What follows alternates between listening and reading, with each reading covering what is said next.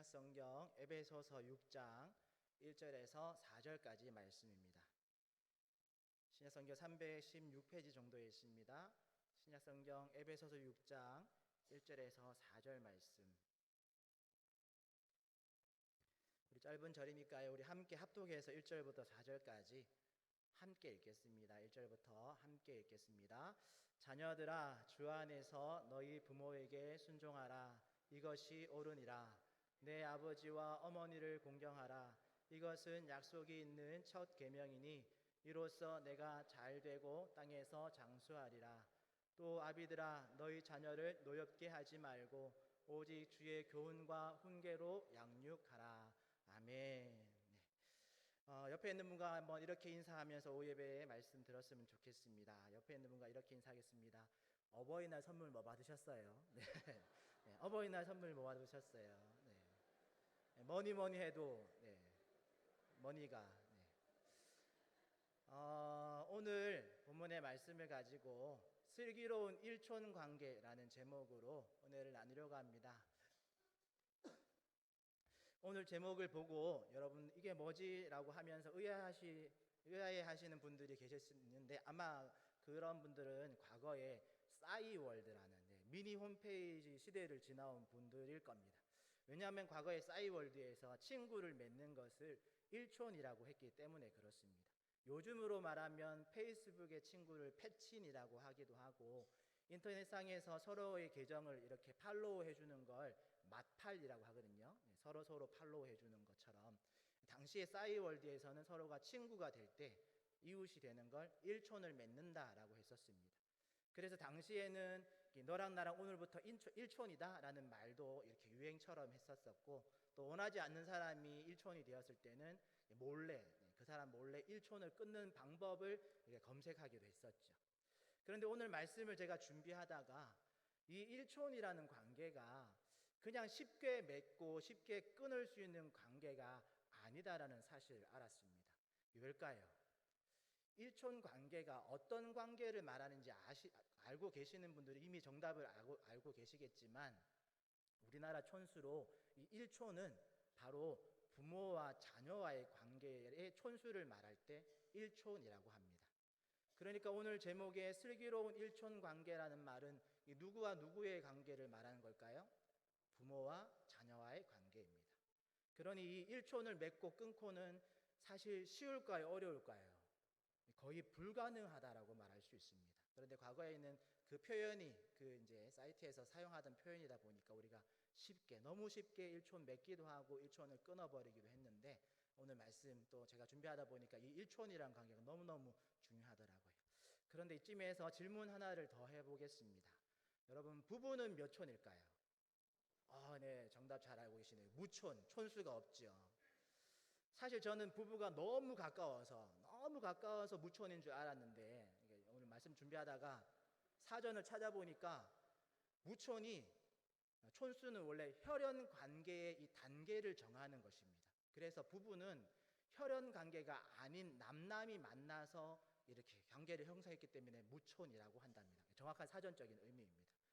그러고 보니까 무촌이라는 게 정말 좋을 때는 정말 한없이 가까운 존재이지만 나쁠 때는 그냥 남이 되는 관계가 무촌이죠. 돌아 누우면 남편이 아니라 남의 편이 되고, 아내가 아니라 아내 이렇게가 되고, 그게 이제 부부의 관계죠.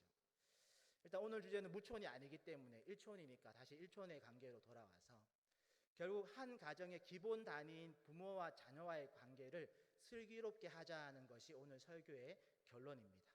그리고 이런 슬기로운 일촌 관계를 맺기 위한 성경의 법칙이 오늘 아주 놀라운 법칙이 오늘 우리가 읽은 에베소서 6장 1절에서 4절까지의 말씀입니다. 그것도 아주 핵심을 압축해서 이 말씀에 넣어 놓으셨고, 또 오늘 본문과 평행 본문이라고 할 수 있는 골로새서 3장 20절 21절 말씀도 있는데요. 자막에 띄워드릴 테니까 한번 이 말씀도 오늘 에베소서 말씀과 어떻게 차이가 있는지 보시면서, 이 말씀이 훨씬 더 압축해 놓았는데 2절밖에 안 되니까 한번 같이 읽어보겠습니다. 시작. 자녀들아, 모든 일에 아비들아, 너희 자녀를 노엽게 하지 말지니 낙심할까 함이라. 아멘. 오늘은 이 두 본문을 말씀을 근거로 어떻게 하면 슬기로운 일총 관계를 잘 만들 수 있는지를 살펴보면서 하나님께서 이 말씀을 우리에게 주신 이유를 생각해 보려고 합니다. 본론에 들어가기에 앞서서 혹시라도 우리 중에 이 가정의 달 5월이 다가오면 어린이 주일, 어버이 주일과 같은 이런 기념일이 다가오면 행복하기보다는 불편하고 또는 슬픈 기억이 떠오르는 분들이 계실 수 있습니다. 자녀가 없거나 부모가 없는 분들, 어떤 면에서 매년 이맘때면 홀믿음 가정의 성도들은 믿음의 가정에 대한 이야기들을 들을 때 불편한 주제로 들릴 수도 있을 것 같습니다. 혹 그런 분들이 계시다면 제가 조심스럽게 이렇게 말씀드리고 싶습니다. 성경에서 화목한 가정을 말하고 또 믿음의 가정을 모델로 제시하는 이유는 여러분들의 상처를 가진 여러분들의 상처를 재확인시키기 위함이 결코 아니라 오히려 하나님을 한 아버지로 모신 우리 교회 공동체 안에서 우리는 영적인 한 가족임을 잊지 않기 바라는 의도에서 그렇게 거론하고 있다는 것. 즉 우리 모두는 영적인 가족이다라는 것을 기억하셨으면 좋겠습니다. 혹 여러분에게, 당신에게 부모가 안 계시다면, 일찍 소천하셨다면 교회 어르신들을 내 아버지, 내 어머니라고 생각하고 부모님께 다 하지 못했던 효도를 한번 해보시기를 추천합니다. 반대로 혹 자녀가 없는 가정이라면 교회 공동체의 우리 다음 세대 아이들을 영적인 내 자녀다라고 품어보시기를 추천드립니다. 실제로 저는 처음 전도사 사역을 했던 경상북도에 있는 경산시의 와천면에 있는 와천교회에서 이런 일을 경험한 적이 있습니다. 이름 그대로 와촌이다라고 할 만큼 작은 시골 교회였는데 20년 전 이야기니까 그때 당시에는 제가 중고등부 할 때 중고등부 학생들이 한 30명 정도 했고 유초등부 아이들이 한 4, 50명 정도의 학생들이 있었습니다. 그런데 초등부의 아이들 중에 아주 정말 똘똘하고 또 교회 활동에도 열심인 여학생 하나가 있었습니다. 그리고 1, 2년이 지나면서 제가 이제 담당하고 있는 중고등부로 그 아이 학생이 올라왔는데 중고등부가 되면서 그 아이의 가정 형편이나 이런 걸 조금 더 상세하게 알게 되었습니다. 나중에 알다 보니까 불신 가정에서 혼자만 열심히 신앙생활을 하고 있는 학생이었습니다. 가정 형편도 썩 좋지 않았고 할머니 품에서 자라고 있었습니다. 그러다 보니까 유초등부 때 또 수련회나 교회 행사가 되면 또 여행이라고 갈 때가 되면 이 아이는 회비나 용돈을 챙겨갈 형편이 아니었습니다. 그런데 신기한 건 제 기억엔 그 학생이 수련회나 이 성경학교 때 빠진 적이 한 번도 없었다라는 거죠. 그러다가 알게 된 것이 있는데 이 아이가 교회에 나온 이후로 장로님 중에 한 분이 이 아이 형편을 아시고 이 아이를 담당하는 반선생님이나 부장선생님께 항상 이야기해서 수련회 때나 여행을 갈 때가 되면 그리고 그 어린이날이나 이런 절기가 되면 자기에게 꼭 말하라고, 자기가 까먹을 수도 있으니까 자기에게 꼭 말해달라고. 그러면 이 수련회비를 챙겨주실 때도 있고 여행 갈 때 용돈을 챙겨주시기도 하고 그랬죠. 마치 자신의 손녀를 대하듯이 그렇게 한 장로님이 한 학생을 품어주셨습니다. 그것도 뭐 생색을 내거나 그렇게 하지 않으시고 아직 그 여린 소녀의 마음에 상처가 나지 않도록 세심하게 배려하시면서 손주같이 돌봐주셨습니다. 이제는 20년 가까이 지난 이야기지만 몇 년 전에 제가 페이스북을 통해서 그 학생과 소통한 적이 있었는데요. 페북 사진에 보니까 어엿한 아가씨로 잘 성장했고 신앙 안에서 지금은 NGO 단체에서 열심히 또 구제 활동을 하고 있더라고요. 그렇게 자신이 받았던 그 은혜를 또 다른 누군가에게 흘려보내고 있는 것을 보았습니다. 그걸 보면서 그 아이도 너무 귀하고 값지지만 그때 그 불신 가정의 그 어려운 형편에도 그 어려운 형편에서도 신앙을 지키려고 했던 그 작은 소녀를 정말 딸처럼 손녀처럼 돌봐주셨던 그 장로님의 존재가 더 값지게 기억되어지는 일이 있었습니다.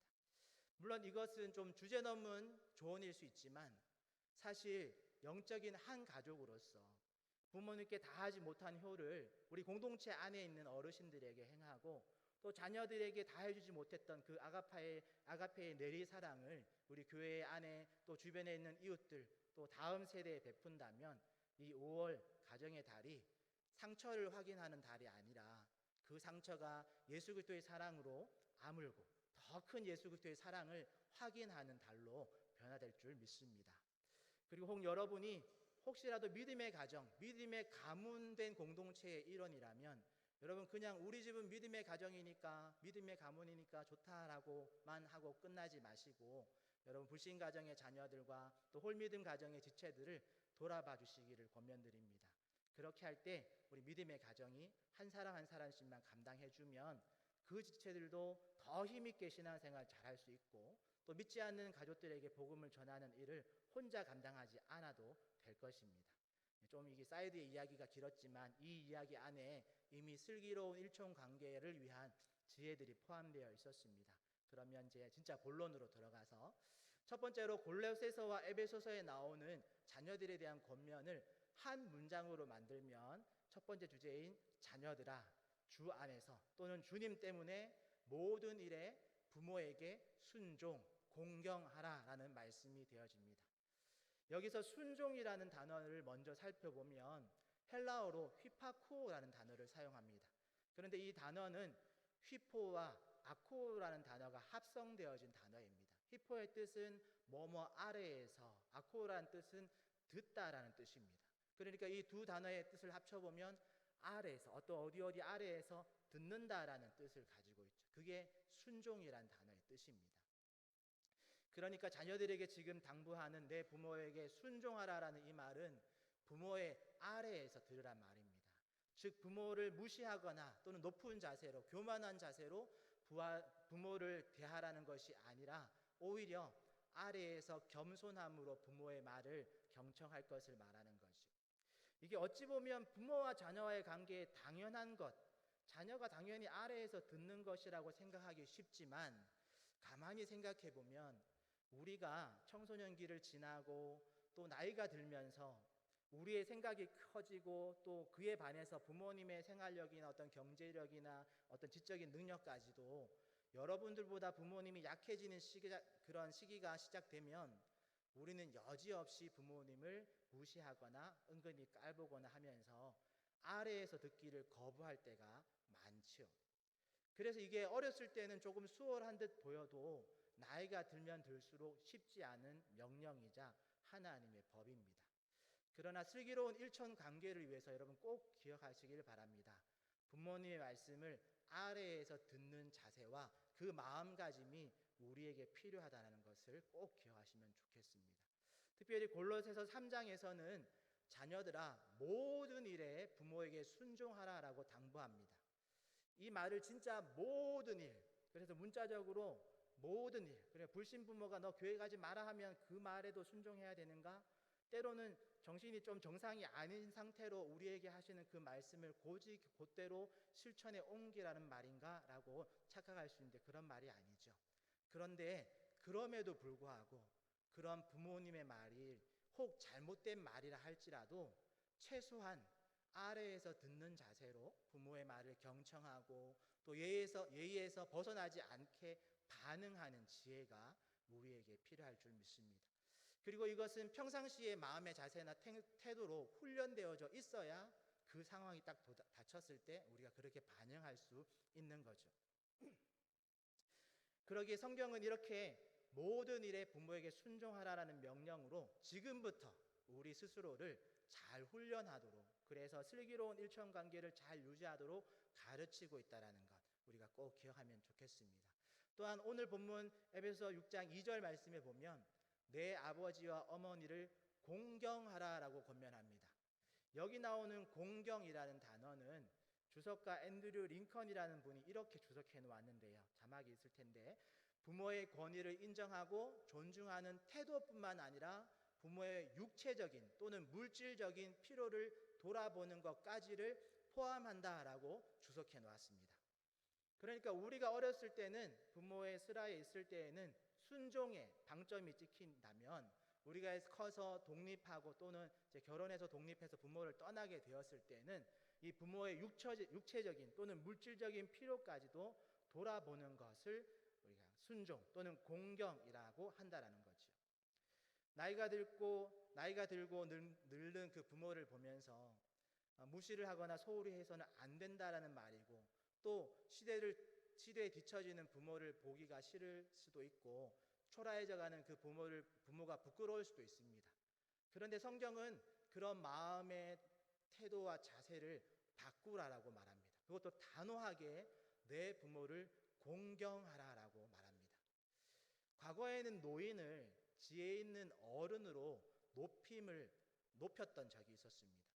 그런데 사탄은 이 공경의 자세와 관계를 아주 교묘히 그리고 서서히 바꾸고 있습니다. 효율성이라는 것을 앞세워서 체력적으로 또는 지력적으로 노쇠해져 가는 그 어른들을 젊고 더 힘 있는 그런 청장년들이 무시하고 노인은 사회에서 밀어내야 할 대상으로 또는 부담되어지는 어떤 존재로 그 관계를 깨뜨리고 있는 것이죠. 사회가 발전하고 발달할수록 노인들을 공경하는 문화나 시선은 약해져 가는 것 같습니다. 그런데 하나님은 성경의 말씀을 통해서 그런 나이가 들어가는 부모를 끝까지 공경할 것을 명령하고 있다는 것이죠. 사실 그리스도인이 이 땅에 소금과 빛과 같은 역할을 감당하는 것도 너무너무 중요합니다.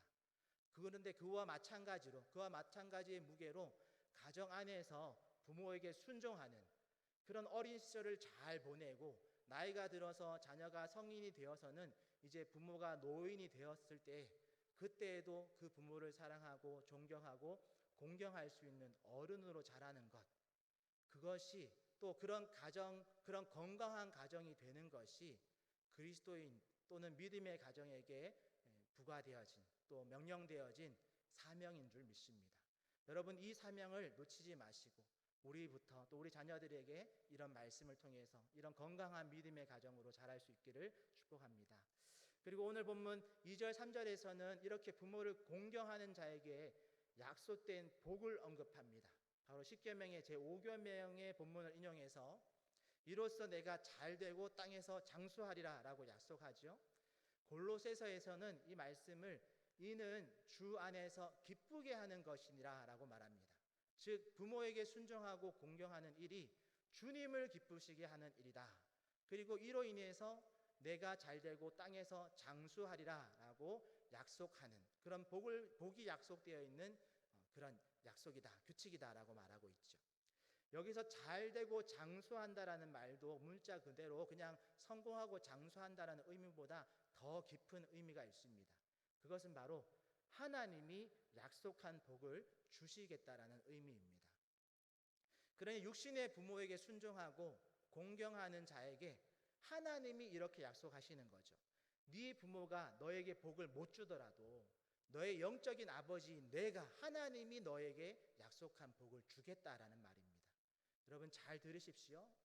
더 이상 나보다 나을 것이 없는 부모를 보면서 이득을 따지자면 그 부모가 빨리 세상 떠나서 유산이나 내놓기를 바랄지 모르겠습니다. 그런데 여러분, 우리는 우리의 부모님 뒤에 계신 하나님을 기억했으면 좋겠습니다. 우리가 우리의 부모님 뒤에 계신 하나님을 기억한다면 우리는 부모님이 오래오래 건강하게 우리와 함께 계셔서 우리가 부모를 공경하는 것에 약속되어진 그 하나님이 주시는 복을 누리게 되는 것, 이것에 여러분 더 큰 가치를 우리 발견하시고 여러분 이 복을 놓치지 않기를 바랍니다. 참고로 저희 가정은 양가 부모님이 아직 경제활동도 하시고 교회 은퇴 장로님, 권사님으로 저희 가정을 위해서 계속해서 평생 기도해주고 계십니다. 그래서 저와 저희 아내는 이게 얼마나 큰 복인 줄 잘 압니다. 그래서 너무너무 감사하고 감사하죠. 부러우시죠? 네. 부러우면 지는 겁니다. 네. 부러우면 여러분도 제가 서두에 말씀드렸듯이 여러분 부모를 공경하십시오. 혹 육신의 부모가 먼저 소천하신 분들이라면 여러분 주변에 있는 어른들께 잘하십시오.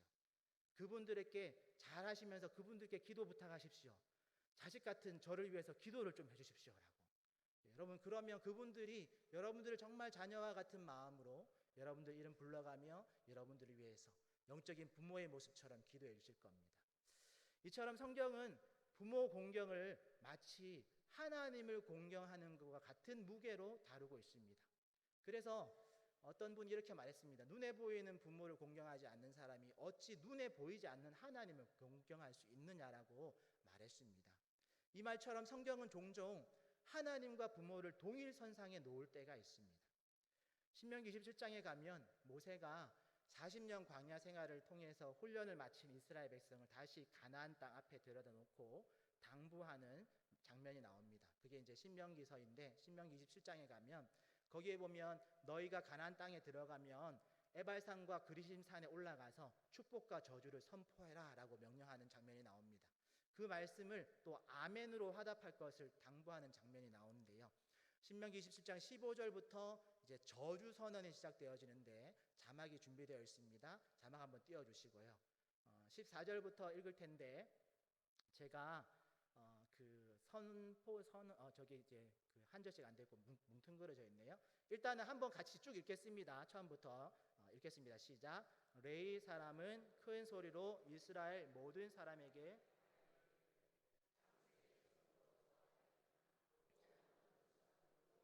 가증하니 그것을 만들어 은밀히 세우는 자는 저주를 받을 것이라 할 것이요 모든 백성은 응답하여 말하되 아멘 할지니라. 그의 부모를 경홀히 여기는 자는 저주를 받을 것이라 할 것이요 모든 백성은 아멘 할지니라. 아멘. 잘 읽으셨는데 한번 그대로 띄어나시고요. 모세가 가나안 땅에 들어가면 너희들 축복과 저주를 선포하고 서로가 아멘으로 화답하라라고 말했습니다. 그래서 지금 한번 해볼 텐데 제가 선언하는 말을 여러분 읽으면 여러분들은 아멘만 하시면 됩니다. 어렵지 않으시죠? 그러면 시작해보겠습니다. 여러분들 한번 눈으로 여러분 보시고 또 화답해서 아멘으로 대답해 주시면 좋겠습니다. 장색의 손으로 조각하였거나 부어 만든 우상은 여호와께 가증하니 그것을 만들어 은밀히 세우는 자는 저주를 받을 것이라. 그의 부모를 경홀히 여기는 자는 저주를 받을 것이라. 아멘 하셨습니다. 여러분 혹시나 이 말씀에 뜨끔한 분들이 계시다면 여러분 오늘이 지나기 전에 여러분 집에 가셔서 부모님께 용서를 구하시고 혹시나 하나님께도 뜨끔한 부분이 계시다면 오늘이 지나기 전에 하나님께도 회개 기도하시길 바랍니다. 그리고 오늘 이 아멘을 기억하셨으면 좋겠습니다. 여러분 분명히 아멘 하셨습니다. 하나님께도 부모님께도 내가 여러분 잘하시기를 바랍니다. 하나님을 경홀히 여기는 것이 우상 숭배이고 부모를 경홀히 여기는 것은 저주받을 일이라고 했고 우리가 아멘으로 화답했습니다. 경홀히 여기다라는 단어의 뜻은 모욕하다, 치욕을 주다, 멸시하다, 불명예스럽게 하다라는 등의 의미를 가졌습니다. 그러니 한국식으로 표현하면 부모의 얼굴에 먹칠을 하는 걸 말하는 거죠. 버젓이 나의 영의 아버지이신 하나님이 살아계신데 그 아버지를 옆에 두고 다른 우상을 섬기면 그건 하나님의 얼굴에 먹칠하는 짓입니다. 버젓이 나의 육체의 아버지가 살아계신데 그 아버지를 무시하고 모욕하고 불명예스럽게 하면 그건 부모의 얼굴에 먹칠을 하는 거죠. 그래서 하나님은 저주를 받을 것이다 라고 분명하게 경고하십니다. 이건 뭐 나쁜 일이 조금 일어나는 수준이 아닙니다. 지금 하나님이 말씀하신 건 하나님이 심판하시겠다라는 말입니다. 그러니 우리 모두는 부모님께 순종, 부모님께 공경의 자세를 또 그 책임과 의무를 다하시기를 바랍니다. 그래서 저주가 아닌 약속의 복을 받기를 축복합니다. 그리고 사실 부모 공경은 부모를 위한 것만은 아닙니다. 어버이날이라서 목사가 이렇게 부모 공경만 강조하는 것이 아닙니다. 여러분 따지고 보면 부모 공경은 결국 나를 위한 것입니다. 왜냐하면 부모를 공경할 때 내 자녀들이 나중에 나를 공경하게 되기 때문에 그렇습니다. 내가 부모를 대한 것과 똑같이 내 자녀들이 나를 대할 것입니다. 이게 내 손이 수고한 대로 먹으리라는 말씀의 원리이고 심은 대로 거둔다는 성경의 황금률이 그대로 적용되어지는 말씀이죠. 한 가지 예를 들면 제가 어느 날 이 4차선 도로에서 차가 세워져 있었는데 작은 유모차에 폐지를 한가득 싣고 횡단보도를 건너는 할머니를 한 분 봤습니다. 거동이 시원치 않아서 파란불이 깜빡거리는데 횡단보도 절반도 못 지나가시더라고요. 저 할머니를 어쩌나 싶은데 아니나 다를까 횡단보도에 파란불이 꺼지고 빨간불이 됐습니다. 대부분의 차들이 할머니 때문에 출발을 못하고 있었습니다. 그런데 그 중에 한 차가 할머니의 유모차가 자신의 앞을 딱 지나가니까 빵빵거리면서 창문을 열고 소리를 질렀습니다. 할머니 좀 빨리 지나가시라고. 신호등 바뀐 거 안 보이냐고. 내가 지금 얼마나 바쁜 사람인 줄 아냐고. 한편으로는 그 사람이 뭐가 그렇게 바쁜가 싶기도 하고 또 한편으로는 그 차에 함께 타고 있던 그 뒷좌석에 자녀들이 함께 타고 있었거든요. 그 자녀들이 뭘 보고 배울까 싶기도 했습니다. 여러 가지 생각이 들었는데요. 뭐가 얼마나 다급하길래 할머니가 지나가는 그 1분도 안 되는 시간을 못 참는 걸까? 그렇게 빨리 가고 싶으면 빨리빨리 가시라. 저 세상으로 너무 심한 바램이라면 조금 다르게 기도해 볼까요? 니도 나중에 니 같은 자식 만나라. 이렇게. 이처럼 우리가 부모에게 어르신에게 하는 모습을 내 자녀가 그대로 보고 배운다라는 것을 잊지 마시기 바랍니다. 우리는 혹 그것을 잊어버리고 살지 모르지만 하나님은 결코 그걸 잊지 않으시고 우리가 심은 열매를 우리가 먹게 하실 겁니다. 두 번째 큰 주제로 오늘 말씀은 부모들에게 당부하는 것 중에 하나가 1초원인 자녀들과의 슬기로운 관계를 유지하기 위해서 아주 중요한 핵심을 이렇게 말하고 있는데요. 두 번째 주제, 아비들아 너희 자녀를 노엽게 하지 말고 오직 주의 교훈과 훈계로 양육하라 라고 말하고 있습니다. 골로새서의 표현, 우리 골로새 3장 21절 지난주 조금 됐으니까 한 번 더 읽어볼까요? 시작. 아비들아 너희 자녀를 함이니라. 아멘. 즉 자녀들을 노엽게 하지 말라라고 하고 있죠. 그 이유는 그들에게 분노가 쌓여서 혹 그들이 낙심할까봐 그렇습니다. 여기서 말하는 낙심이라는 표현은 삶의 열정을 잃어버리는 것을 말합니다. 다른 표현으로 한다면 살고 싶은 마음이 없어지는 것. 즉 자녀들이 죽고 싶다 이런 마음을 가지게 될 수도 있으니까 너희들 자녀들을 노엽게 하지 말아라 라고 당부하는 거죠. 우리는 내 자녀를 내가 배 아파 낳은 내 자식이라고 생각할 때가 많습니다. 그리고 신약 성경이 쓰여질 1세기 당시의 로마 시대 가정에서는 이 아버지의 권한이 자녀들의 생명을 좌지우지할 만큼 큰 권한을 가지고 있었습니다. 그래서 오늘 본문은 부모들아라고 말하지 않고 아비들아라고 아버지를 지목해서 말하고 있죠. 당시 아버지의 권한은 정말 절대적이었습니다. 왕이 나라의 절대자라면 그 집의 절대자는 아버지였습니다. 그러기에 아버지가 어떤 아버지인가에 따라서 가정의 상황이 많이 다를 수 있겠죠. 아버지의 권한으로 자녀를 노예로 팔아버릴 수도 있고 죽일 수도 있는 권리가 있었습니다. 실제로 장애를 가진 아이가 태어나거나 딸을 낳으면 자녀를 죽게 내버리기도 했었습니다. 그런데 이것은 전적으로 세상의 기준, 즉 하나님이 없는 그 부패한 본성의 사람들이 세워놓은 가치의 기준입니다.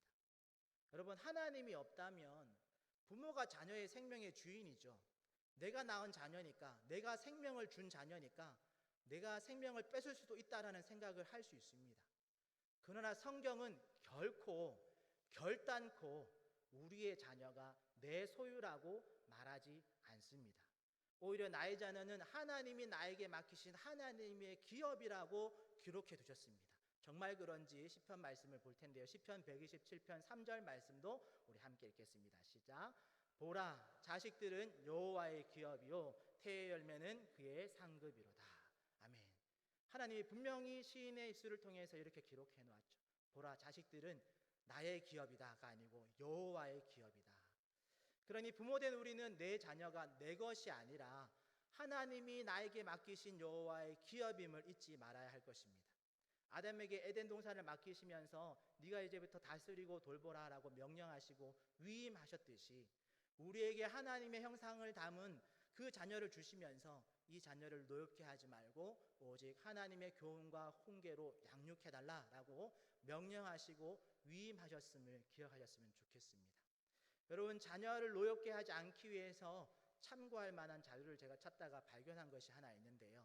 자막으로 정리되어 있는데 한번 보시겠습니다. 자녀를 노엽게 하는 부모들의 행동을 조사해 보니까 이런 것들이 있었습니다. 제가 혼자 읽을 수도 있지만 우리 같이 읽겠습니다. 같이 읽으면 훨씬 마음에 찔림이 있으실 수 있어서 같이 읽겠습니다. 시작. 분풀이, 일관성 없는 징계, 과잉 보호, 편애, 다른 아이와 비교, 자녀보다 일에 희생하지 않으려는 태도, 방임, 자기 목적을 위해 자녀를 몰아붙이는 것, 지나친 기대, 낙인시킴, 등등이 있습니다. 여러 가지가 있겠지만 종합해보면 자녀들 또 우리 청소년들 이렇게 조사하고 이렇게 해서 종합해보면 저런 항목들이 있는 거죠. 여기서 여러분들 저도 여러 가지가 찔리지만 여러분 여기서 자기 목적을 위해 자녀를 몰아붙이는 것이라는 항목이 있었죠. 이게 마치 이런 겁니다. 자녀를 위하는 것 같은데 표시가 잘 안 나는, 이게 다 엄마 잘 되라고 하는 게 아니라 아빠 잘 되라고 하는 게 아니라 니 잘 되라고 하는 소리야 라고 고개 숙이고 막 웃으시는 분들이 계신데 찔리는 분들이 계시죠. 어디서 많이 듣던 말, 너 잘 되라고, 너그 잘 되라고 하는 말이다. 그런데 여러분 양심의 손을 얹고 생각해 보십시오. 그거 진짜 자녀 잘 되라고 하신 말씀인가 한번 물론 그런 진실한 마음으로 우리가 잔소리를 하기도 하지만 때로는 그 말이 과해서 나의 욕심, 나의 만족, 내 기준, 그 자녀를 몰아붙이는 일이 아닌가 잘 생각해 볼 필요가 있습니다.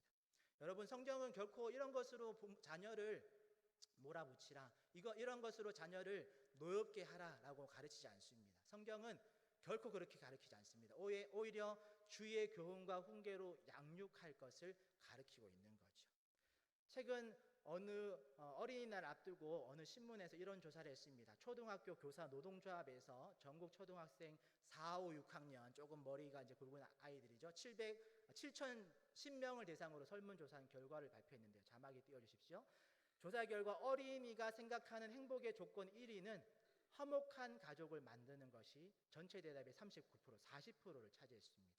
그리고 어린이날 받고 싶은 선물 1위는 당연히 뭐니 해도 현금과 상품권, 그게 21%인데 그거보다 우리가 눈여겨볼 건 가족과 함께 보내는 시간이 20%였습니다. 그러니까 1% 차이밖에 안 나는 겁니다. 현금으로 받는 물질적인 상품도 받고 싶지만 아이들이 생각하는, 초등학생들이 생각하는 겁니다. 초등학생들이 생각하는 중요한 선물 중에 하나가 2위는 1%밖에 차이 안 나는 가족과 함께 보내는 시간을 받고 싶다. 그 선물만 있어도 충분하다, 이렇게 대답했다라는 거죠.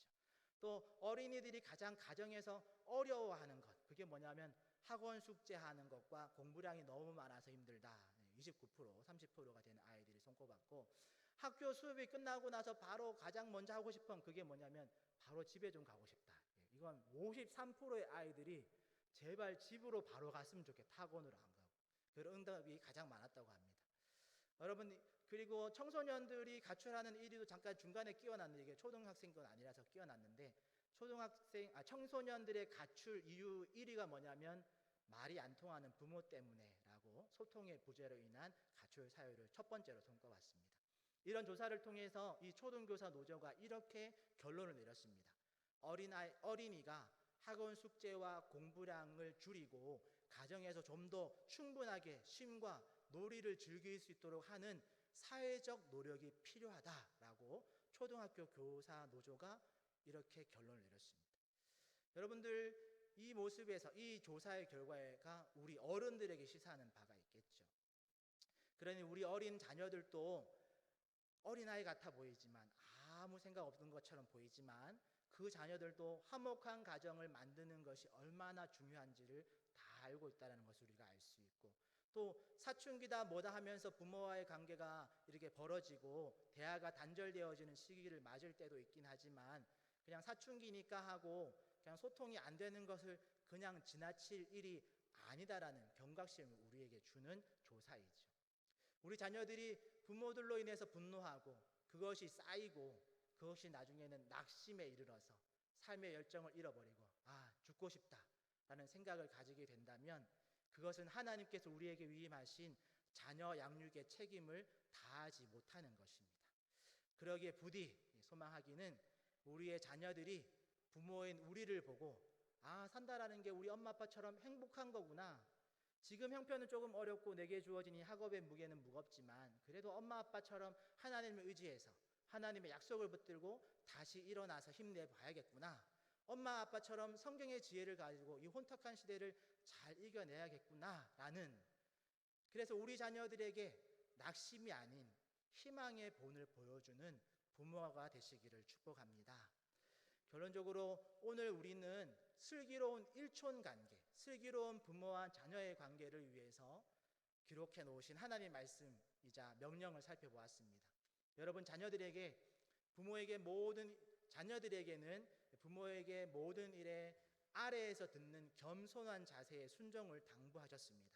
어려서는 부모에게 순종으로, 그리고 나이가 들어서는 이제 공경함으로 부모의 형편까지도 돌아볼 수 있는 자세를 잊지 말라고 했습니다. 그리고 이것에 대한 복을 하나님이 보증해 놓으셨습니다. 우리가 잘하면 우리 부모님이 나에게 복 주는 게 아니고 하나님이 복을 주시겠다라고 약속해 놓으셨다라는 것. 또한 하나님을 기쁘시게 하려면 눈에 보이는 부모님을 기쁘시게 함으로 하나님을 기쁘시게 할 수 있다라고 했습니다. 물론 어버이날이 지났기 때문에 여러분들은 이미 부모님께 감사 인사를 건네셨겠지만, 오늘 말씀을 기억하시면서 여러분 부모님께 순종하고 공경하는 그런 자녀가 되시기를 축복합니다. 또 이를 통해서 눈에 보이지 않는 하나님을 기쁘시게 하는 자녀로서의 삶을 살아가시기를 축복합니다. 그래서 우리 구미강동교회 모든 자녀들은 하나님이 약속하신 네가 잘되고 땅에서 장수하리라는 그 하나님의 복을 부모 공경을 통해서 받아 누리는 은혜가 있기를 축복합니다. 또한 우리 자녀들에 대해서는 그들을 노엽게 하지 말고 그들이 낙심하여 삶의 의욕을 잃지 않도록 오직 하나님의 말씀인 성경으로 교훈하고 훈계하고 양육하시기를 소망합니다. 그리고 오늘 예배 전에 찬양했던 요게벳의 노래 가사 여러분 기억하시죠?